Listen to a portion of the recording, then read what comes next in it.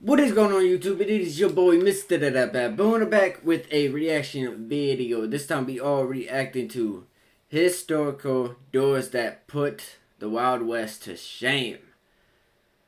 Huh. Interesting. Okay, and this is uploaded by Blue Jay. I'm going to have the video in the description, the channel link in the description if you guys want to check it out. It was uploaded a year ago. So that's a chance you guys have probably already seen this. I have not seen this yet. So make sure you guys like, comment, subscribe, turn on post notifications if you guys are new, so you guys will never miss a video or any of that good stuff. You know what I'm saying? So we're gonna jump into this description. Check the description. I have the video link, the channel link, if you guys want to check it out. Like, comment, subscribe, all that good stuff. So we're gonna learn about this because I really want to know. We're gonna learn about this. Let me make sure my sound is coming through. When you least expect it and usually lead to some sort of criminal threat.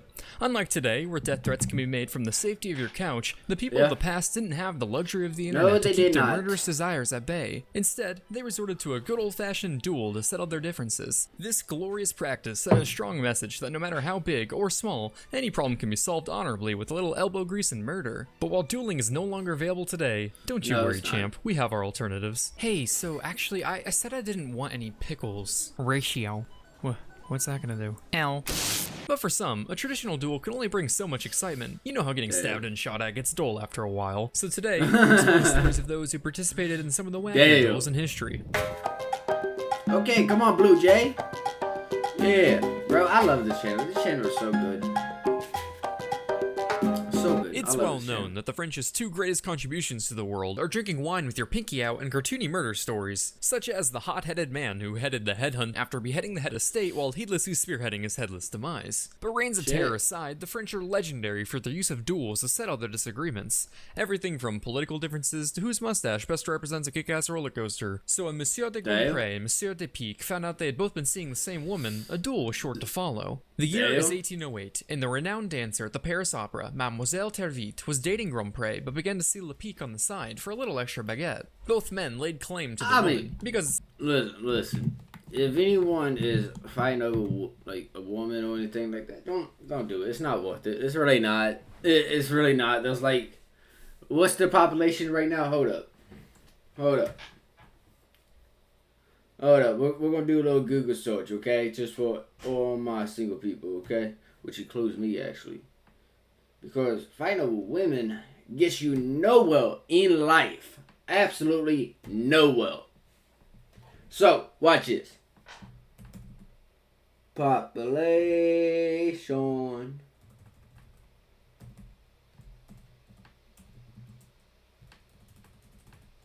Let's see. How many?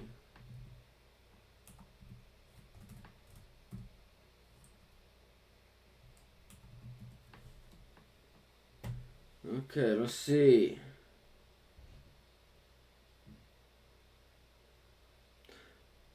Wow.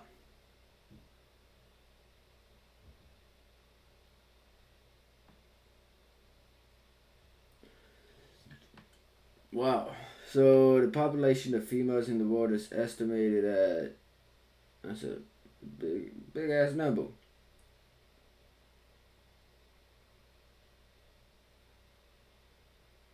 49.58% of the world population.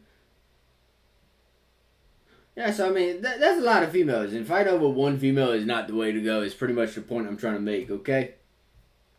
Don't do that. That's a no-no. Don't do that. Just shake the other person's hand and be like, listen, she all yours. Walk away and go get you a new one.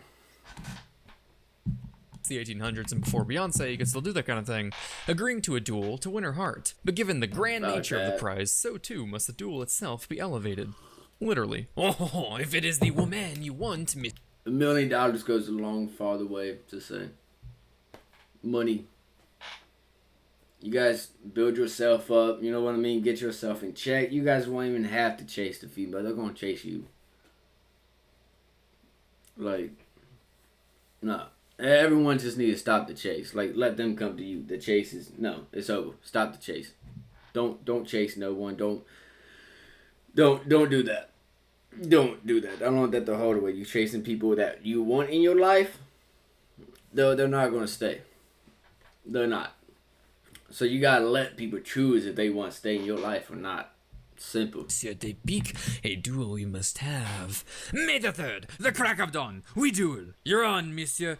Oh putain, I have a balloon race that day. We will make it work. It was decided that the only way to settle the dispute was with a duel in gas balloons. Why must the men fight to the death thousands of feet above Paris? No clue. Maybe they thought the Fire Nation had the right idea. But if anything, we can thank the French for pioneering the steampunk genre. The idea was to take a month to build identical gas balloons, ascend into the air, and take turns firing at each other's balloons with a blunderbuss, a predecessor to the modern shotgun. On May the 3rd, 1808, as crowds gathered for what they thought was a balloon race, both men ascended in their balloons with their seconds who were to act as co-pilots. Traditionally, the role of a second is to mediate the duel, as well as attempt to defuse the situation entirely to avoid bloodshed. In this case, on top of their usual duties, the seconds were literally prepared to die if their guy lost. See, that or maybe like, they misinterpreted the term wingman. Say what you will about the French, but they always got their homies' backs. I'm good. It's so peaceful up here. Kinda makes your whole Who got my back at the end of the day? Small, huh? Yeah. You know what? You're right. Hey! Little life lesson, I know. A little bit, little life lesson. Okay? Know for sure if you're going to have someone back, and know for sure if you're going to have someone back, okay, make sure they're going to have your back in the long run. Because there's a good, probably about 70-80% chance that, yeah, they're not going to have your back. Even though you will have their back, they won't have your back. So, keep that in mind. What? So, it's a cold world we live in. You dare call me a clown? No, I said I want to go down! No, you're going down! Fuck!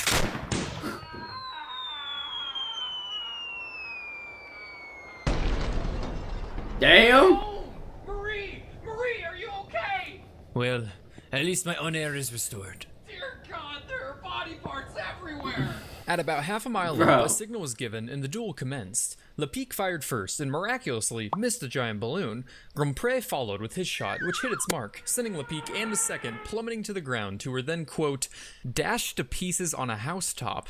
That's the quote. A fitting end, because anyone with aim that bad is bound to be a nuisance at urinals and thus deserves to die. It should be noted that the authenticity of this story is a little questionable. The earliest record of the story that I could find was in a British newspaper a few months after the fact. It's also mentioned in a book by a proclaimed authority on duels. I even went as far as to ask a duelist historian about it, who said while he doesn't necessarily doubt it to be true, he has no reason to be certain it isn't apocryphal. So this story is filed under, it may not have happened, but the world's more fun believing it did. So anyway, whether or not Grompré actually ended up with Tirvite is unknown, but I like to imagine he realized that if he should love anyone, it's the one willing to put his life on the line so that his bro can get laid.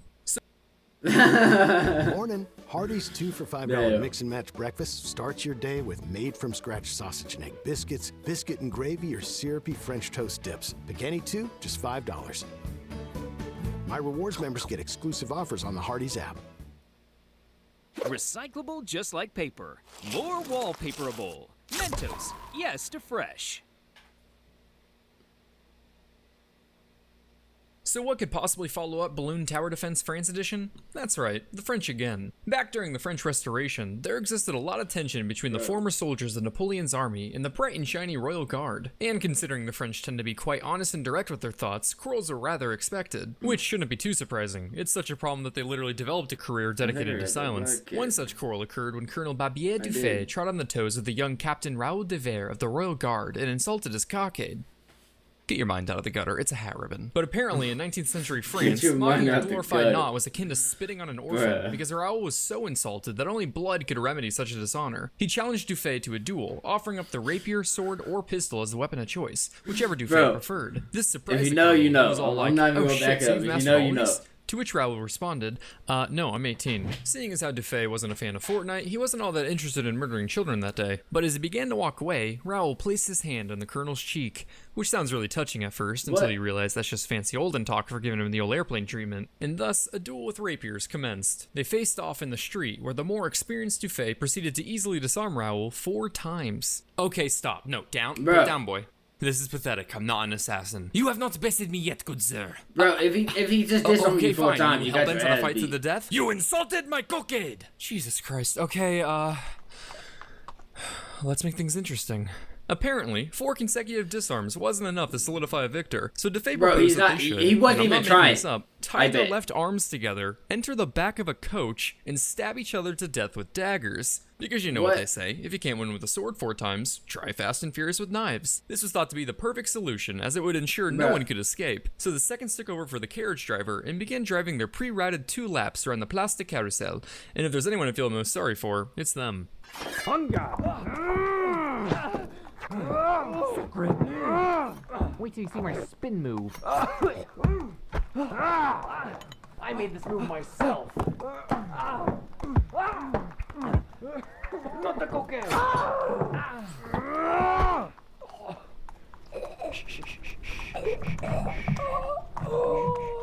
Rest now. So did Raoul finally catch his break, redeeming his honor solely by the insult to his cockade and numerous disarmaments? No. No, the lad was very dead. DeFay also appeared to be dead at first, having been stabbed 4 times in the chest, but he ultimately recovered from his wounds. Some accounts claim that he later died from his injuries, but the majority of the sources I consulted state otherwise. Plus, as we all know, it takes 37 stabs in the chest to kill a man. So if we learned any valuable lessons from this encounter, what the fuck? Moving on from France, the story takes place on the other side of the English Channel. On a cold winter's evening in 1765, the 2 cousins, neighbors, and friends, Lord William Byron and William Chaworth, were enjoying their weekly dinner at the Star and Garter Tavern in London. It started off pleasant enough, just 2 blokes enjoying a chinwag, having a laugh, you know, British things. But as the wine continued to run, so too did their mouths. A conversation began on the proper way to hang birds after they were shot, which soon transitioned into whose estate held the most game birds. But little did they know, they were both Redditors at heart, and what began as some harmless boasting rapidly escalated as neither side would back down. You see, Byron, at my estate, we roll the wings up like crescent rolls and hang the bird from the claws. Well, it only makes sense coming from an estate like yours. What do you mean by that? Oh, only just that you obviously lack proper experience with an estate so devoid of game birds. This coming from the bloke with only 20 pheasants on his estate. 29? And please, you don't have more than a handful of quail in your brush. Good sir, my estate is brimming with quail, along with dozens upon dozens of red-legged partridges. You have as many partridges as you have admirers, you wazzock. Meanwhile, I've got 18 capercaillie roaming my backyard. I've got 17 ostriches. Yes, 17 ostriches that run circles around your pathetic capercaillie. 14 pterodactyls! My estate has 14 pterodactyls flying leagues above your glorified draft chickens! Alright, how did everything turn out tonight? Bro, guys, let me know. The argument escalated. Hey, if you guys are still liking the video, like, comment, subscribe, turn on post notifications.